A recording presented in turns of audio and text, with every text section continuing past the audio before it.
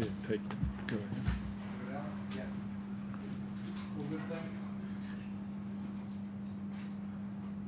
John, how do you sum that one up? What are you feeling at the moment? Just disappointed about the final result.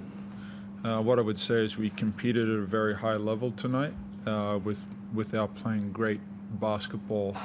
And you know, when you have two really good teams playing, sometimes the game is a little uglier than what you picture it, and it was certainly ugly there in the first quarter for us. So you know, for us to turn it over 20 times, it's going to be a tough night. But like we competed, there was, you know, I can't fault our effort tonight. Do you feel like physicality was what's already back again after the start?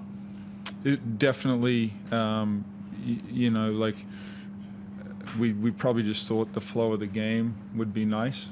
They come out with a great presence, and we didn't respond to that too well. But then once we got in the rhythm of the game, we matched them in all those areas, and it just become a really good basketball game. I said a pre-game, but do you feel now that you played against them that that's the competition benchmark? I only got two teams to compare it to, but you know, when I listen to experts, absolutely.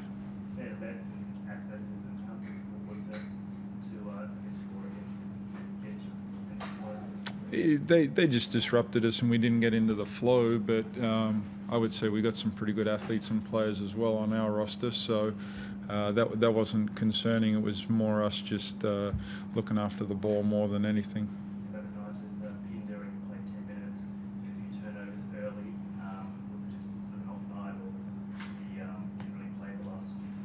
Yeah, you know, he got to the foul line. I think that was in the second quarter. He knocked one down. Thought he was going to get, you know, that might have got him going a little bit. Then at the start of the third, you know, I always trust my players, and I want to give him the opportunity to get himself out of it. You know, but then we found a nice group on the floor, and we ran with it. And as you saw in the fourth quarter, we were down 9 at three-quarter time, and we had a shot to win it at the end. It was obviously so good last Friday night. Is that something that needs some work, that kind of level of consistency? Look, every athlete is striving for that consistency. In saying that, we have a very good roster, and you saw, like last week, he was terrific. Tonight it was someone else's turn to step up, you know, and that's going to be what a successful team looks like, is when one of the guys are down, another guy needs to come in and look after his business and help the team. Guy next to you, what did you make of his night? He had an excellent rebounding game. Like efficient as far as like the rebounding speaks for itself. But then his defense, his ability to be disruptive, and then offensively, if he doesn't have something that suits him in an action, like he'll move the ball on so the next guy can get himself involved. So I think he'll only get better as he gets more adaptable to the NBL and the Perth Wildcats. And yeah, I'm excited where he can get to and where our team can get to when we get everyone clicking together.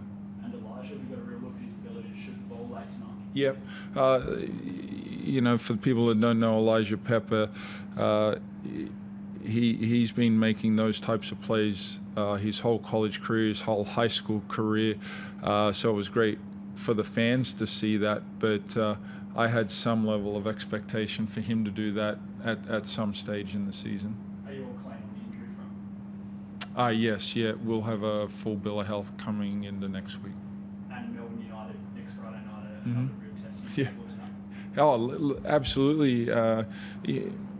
We're going to sit here every week and say who the next game is, and we're going to say if we don't show up, it's going to be a really long night. So I talked to the team afterwards, like this was the first time this team had felt a loss.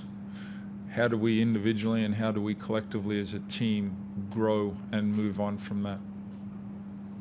Jim, how are you adjusting to life in Australia and life in the NBL? It's been good. Yeah, it's been a pretty easy transition living in Perth. I mean, obviously coming in this time of year, great weather, great beaches. It's a great place to live. And then as far as the NBL, it's been good. Coach has done a good job of, getting me up to speed with the team and how he wants to operate. And, I've felt pretty comfortable pretty quick. And, I feel like just keep stacking days, and I think we're going to be a really good team. You've become very much known for your rebounding. What do you think makes you so good at that part of your game? At the end of the day, it's just a motor. You gotta have the motor to crash every time. If you crashing every time, eventually you're gonna get one here and there. Having a knack of, feeling where the ball's gonna come off, that's part of it, kind of instincts. But just trying to beat your man to the spot, that's half the battle. NBL's known for the physicality. Is that something you just really relish in? How would you compare that to maybe the NBA? Yeah, the NBA is definitely a physical place too. It may not seem like it, but when you're down there banging with 7-footers, and it's a physical place too. But so it's not too hard to adjust to that here. Yeah. John, just one back on Dylan. Yeah. Is he going to make you make a decision around your starting five? Are you pushing for a starting spot? Oh, of course, I would hope he's not the only one that starts the game on the bench with that mentality. But you saw a glimpse of it last week. I would say his effort tonight was another level. So at some stage, I'm sure he will put the heat onto me.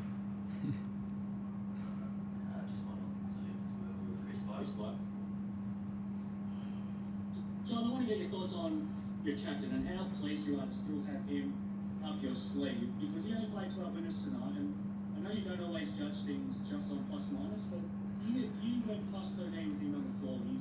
He still has a big impact, doesn't he? Oh, absolutely. Like you saw last week against Southeast, he made a huge defensive play. When Southeast was starting to mount like a little bit of a run tonight. Like his stat line doesn't dictate his influence on the game at both ends of the floor. Everyone has confidence with him on the floor. He understands how to manipulate a situation to favorable for his teammates. So those things are hard to coach and teach, and I'm glad he's on our squad.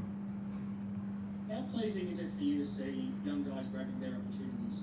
We saw what Ben did last week, and you did miss him tonight because he had a great game last week, but he grabbed his chance last week, and tonight it was Elijah. How pleasing for you as a coach to see that?